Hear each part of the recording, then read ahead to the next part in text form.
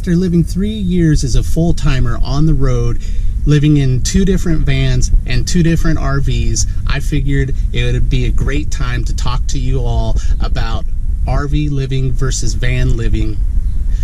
Which one's better and why? Oh, the day I break these chains, I'm bound for the life of the simple things.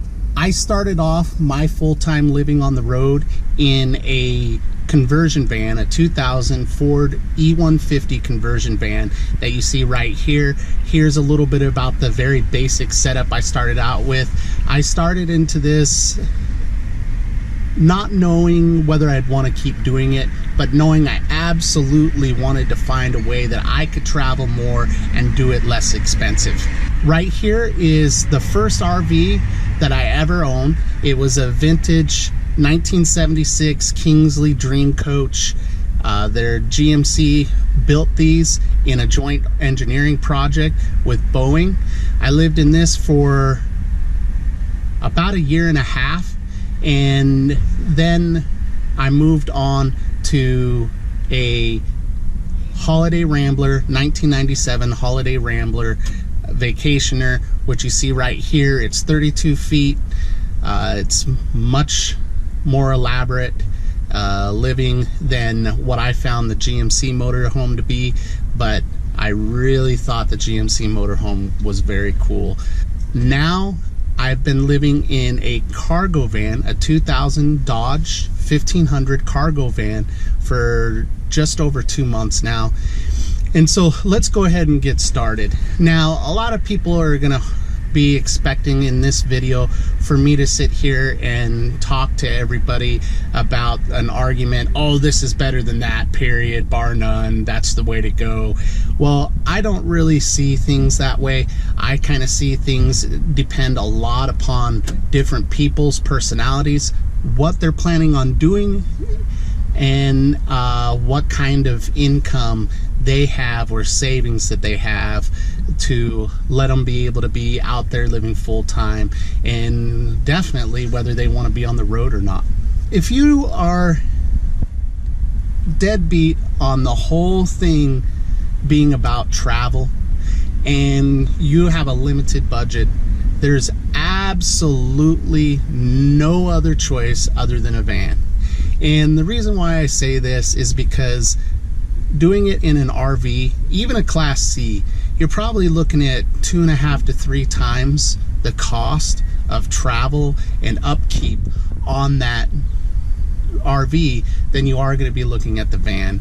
And you know, you can actually, if you're 1 or 2 people, and if you're one person, you could definitely make a van make you happy, as long as you don't have to stay put a lot and that you live outside of your home and not so much inside it.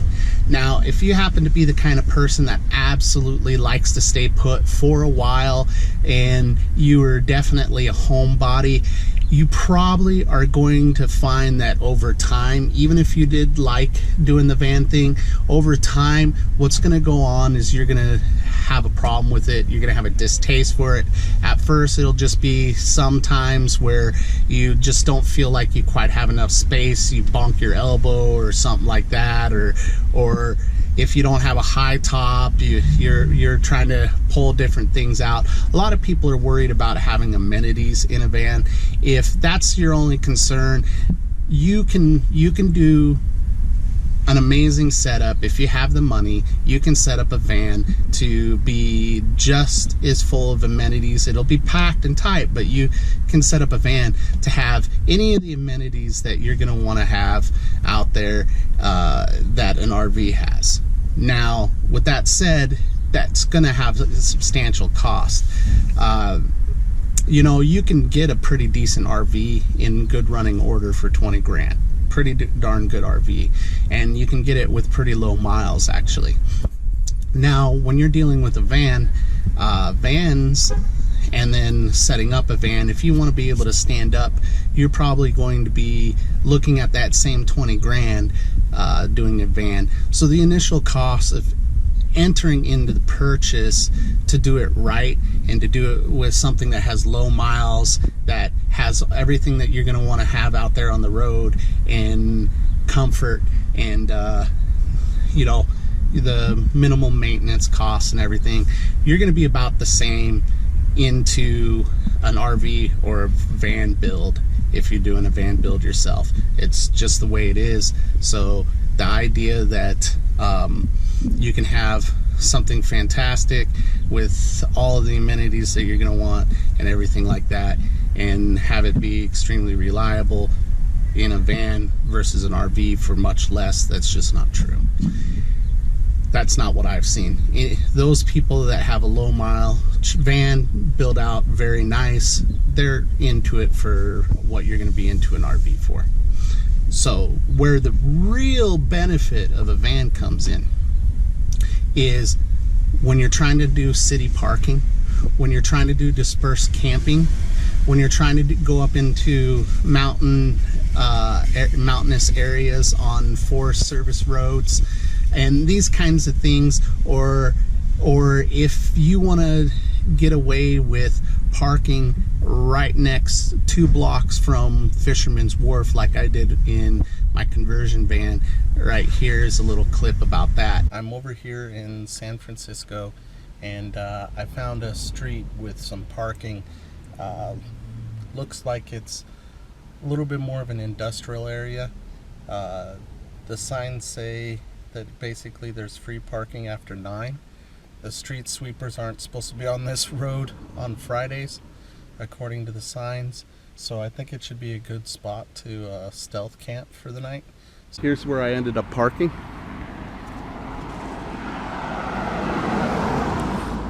And San Francisco is shockingly easy to stealth camp in. I was really surprised. Now, you're not going to be doing that with a full-size RV. Very unlikely. Most of those places I just talked about are going to be a real problem for you trying to get into it with an RV. And so if you want to be in remote places, or if you want to be able to hide right in the middle of the city, an RV just is not going to be a good choice. You're going to want to do a van.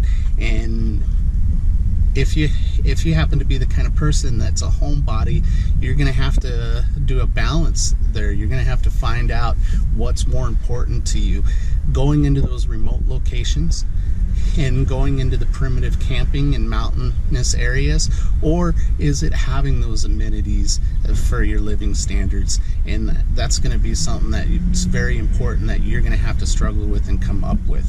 But personally, I think if you're the one that likes to live outside, not inside, and you have a limited budget, it's van all the way. There's no other choice for you. And if you have very little to try to start up with, I wouldn't even try to deal with an RV in the $3,000 to $5,000 range. For most people, it just doesn't make sense. You're not gonna be out there living it up. You can actually set yourself up with the minimum needs for that $3,000 to $4,000 with a van.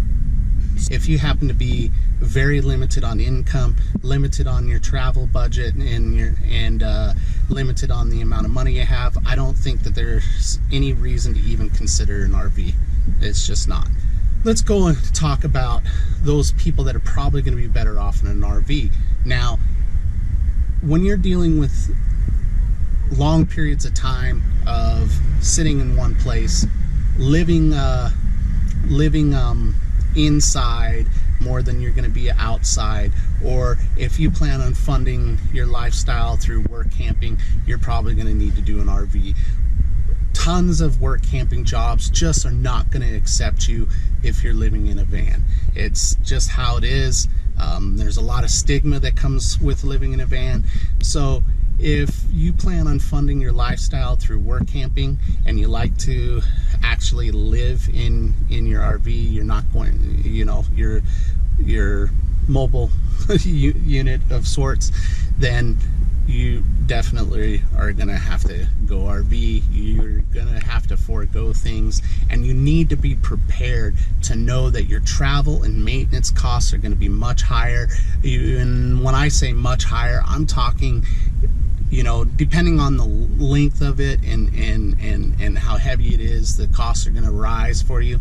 But you need to expect a minimum of 3 times the cost to travel in an RV. Now, if you're just looking at trying to do this to live cheap and you plan on living in one area and things like that, you're probably going to be better off with an RV over the long term. Unless we're talking you're in one of those situations where you're having to try to live on as little as $400 to $600 a month, you might still want to look at a van. I hope that helped out a little bit. I hope seeing some of the different rigs that I lived in will help you understand the route you're going. If you have any questions at all about living in a RV or a van or anything like that, please go ahead and put them down here in the description. I'm even more than happy to do a question and answer series on this if enough people put together questions down here in the description. What I think is the best for myself is absolutely a Class B RV, which is basically a van that's usually been extended a little bit and maybe widened some. I prefer the wide body Class B RVs. I think that's the very best way to go. It gives you that city parking. It allows you to get into most of the remote places, and you have all the amenities of an RV. And if you don't mind small spaces, I think that you can even be happy with that, living in one location for longer periods of time. Get out there, connect with people, live your big story, and make sure you do something every single day to reduce world suck. Peace, guys. It's been a long day without you, my friend, and I'll tell you all about it when I see you again. We come a long way from where we began. Oh, I'll tell